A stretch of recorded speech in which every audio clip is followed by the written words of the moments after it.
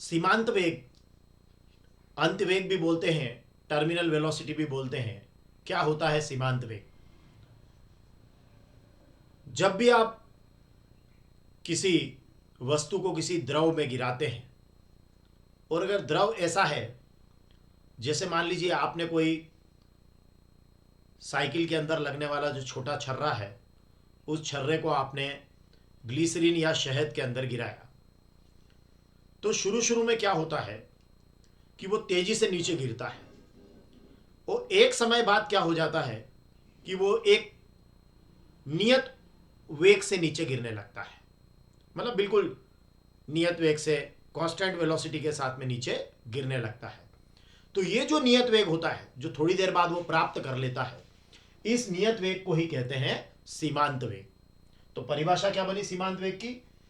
कि जब कोई वस्तु किसी शांत तरल में, वस्तु अपन ने दृढ़ ली है, ठोस ली है, और शांत तरल का मतलब वो जो ग्लिसरीन या शहद है उसको लिया है, उसमें गिरती है, तो शुरू में उसका वेग क्या होता है? बढ़ता है।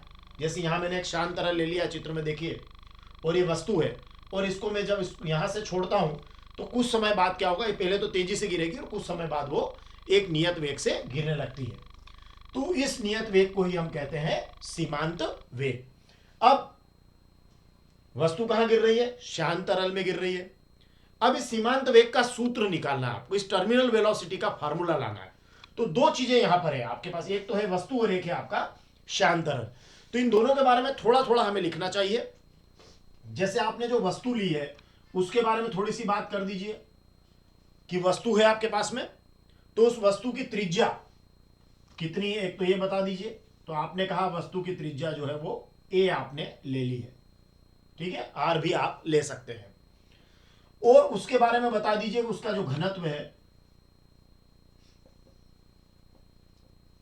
उसको आपने ले लिया है रो। आप डी भी लिख सकते हैं, D1 भी लिख सकते हैं, यहां मैंने रो लिखा है। तो दो बातें आप वस्तु के बारे में लिख दीजिएगा, और दो ही बातें आप शांत तरल के बारे में लिख दीजिएगा। जैसे शांत तरल का शांता गुणांक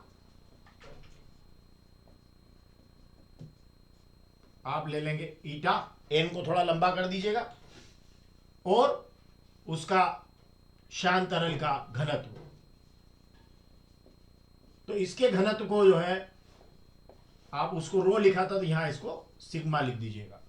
ये बातें आप बता दीजिएगा। वस्तु के बारे में दो बातें बताना है, और शांत तरल के बारे में दो बातें बताना है। वस्तु की त्रिज्या, वस्तु का घनत्व, शांत तरल का शांता गुणांक और शांत तरल का घनत्व। तो दोनों के घनत्व जरूर आपको बताना है।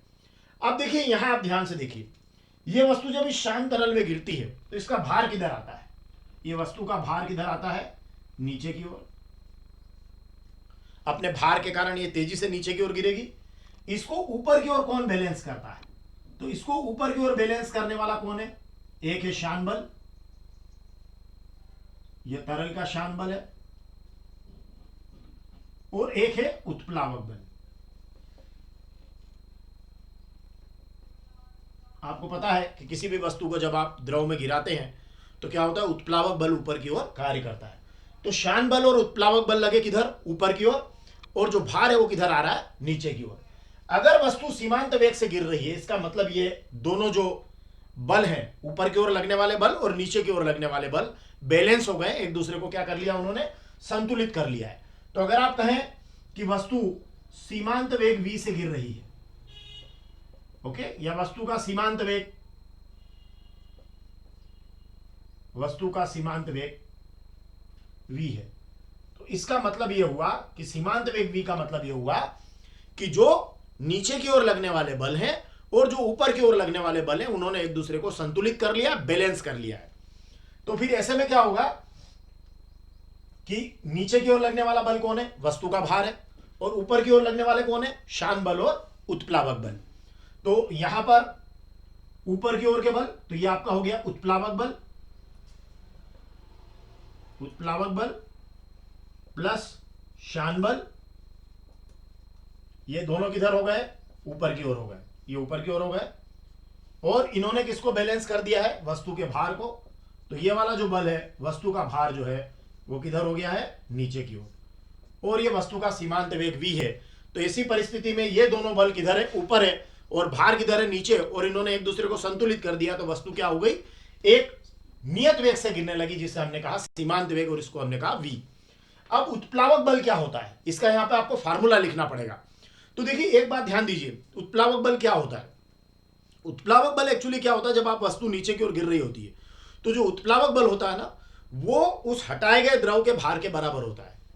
वो जो वस्तु है उसके द्वारा हटाए गए द्रव के भार के बराबर होता है। मतलब वो वस्तु के भार का जो फार्मूला है, या वस्तु का भार जिस ढंग से निकलेगा उसी ढंग से उत्प्लावक बल निकलेगा। बस फर्क क्या आ जाएगा कि वस्तु का घनत्व अलग है, द्रव का घनत्व अलग है।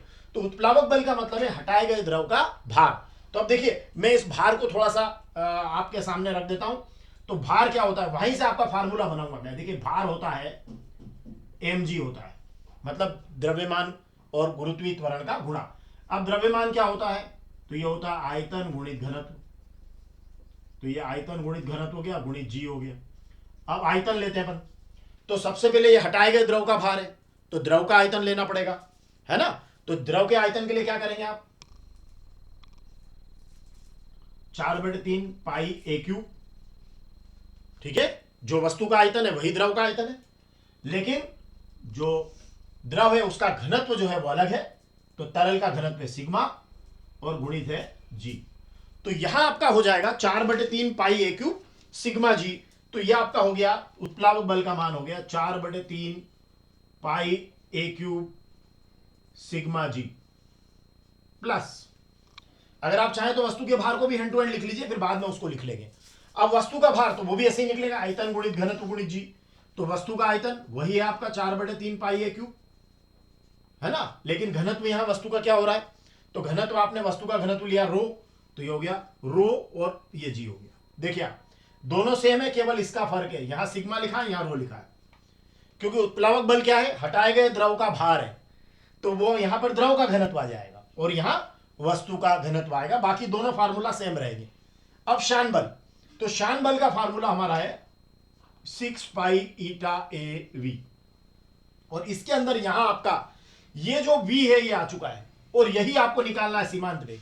मतलब आपको गणना इस v की करना है। अब आप क्या करिए, इसको रोक लीजिए, इन दोनों को इधर भेज दीजिए। तो देखिए क्या होगा, ये 6 पाई ईटा ए वी रोक लेते हैं और इधर लाके इसको माइनस कीजिएगा। तो आप ध्यान दीजिएगा, जो चीजें कॉमन है उसको पहले लिख लीजिएगा दोनों में। तो देखिए 4/3 कॉमन है, पाई कॉमन है, ए क्यूब कॉमन है, जी कॉमन है। अब यहां से क्या बचा, रो, और यहां से बच रहा सिग्मा, जो उधर से आ रहा है माइनस हो जाएगा। देखिए फिर से 4/3 पाई ए क्यूब जी, 4/3 पाई ए क्यूब जी दोनों में कॉमन है। यहां आया रो और यहां से आया सिग्मा, तो रो माइनस सिग्मा। अब आपको निकालना वी, तो वी को रोकेंगे और v को रोक के इस पूरे मान में उस मान का भाग लगाएंगे। तो देखिए 4/3 पाई ए क्यूब जी रो माइनस सिग्मा, और बटा में आप डाल देंगे इसको आपका 6 पाई ईटा और ए को। अब देखिए आपका आंसर आने वाला है, v की वैल्यू क्या आ रही देखिएगा, काटेंगे आप तो 4/18 हो रहा है, 6×18, 4/18 मतलब 2/9 होगा, ये 2/9। ठीक है, v का मान आ रहा है 2/9, पाई से पाई कट गया है, ठीक है, और ऊपर a से a क्यूब कटा है तो a स्क्वायर ऊपर आ रहा है, g आ रहा है, रो माइनस सिग्मा आ रहा है, और बटा में आ रहा है ईटा। ये आपका देखिए आप, ये फार्मूला आपका बन गया सीमांत वेग का 2/9 a square g rho minus sigma upon eta. तो क्या आ रहा फार्मूला, 9/2, क्योंकि 4×6=18, तो ये आपका 2/9, ओके 2/9, ठीक है, ये 2 है और ये नीचे 9, 2/9 पाई से पाई कैंसिल हो गया है, ओके, ए स्क्वायर आ गया, जी और ये रो माइनस सिग्मा अपान ईटा आ गया। अब यहां पर ये जो सीमांत वेग है किन किन बातों पर डिपेंड करता है वो भी आप यहां पे आराम से बता पाएंगे। जैसे आप बता दीजिएगा कि ये ए स्क्वायर के अनुक्रमानुपाती है, मतलब जो त्रिज्या है उसके स्क्वायर के अनुक्रमानुपाती है, गुरुत्वीय त्वरण जी के अनुक्रमानुपाती है, रो माइनस सिग्मा मतलब जो वस्तु है और जो द्रव है उसके घनत्व के अंतरों के अनुक्रमानुपाती है, और लास्ट में लिख दीजिएगा कि शांता गुणांक के व्युत्क्रमानुपाती है, ईटा के व्युत्क्रमानुपाती। तो इस तरीके से आप ये इसमें जो निर्भरता है उसको भी आप बता पाएंगे और इस फार्मूला को भी आप प्रूव कर पाएंगे। Thank you very much. धन्यवाद।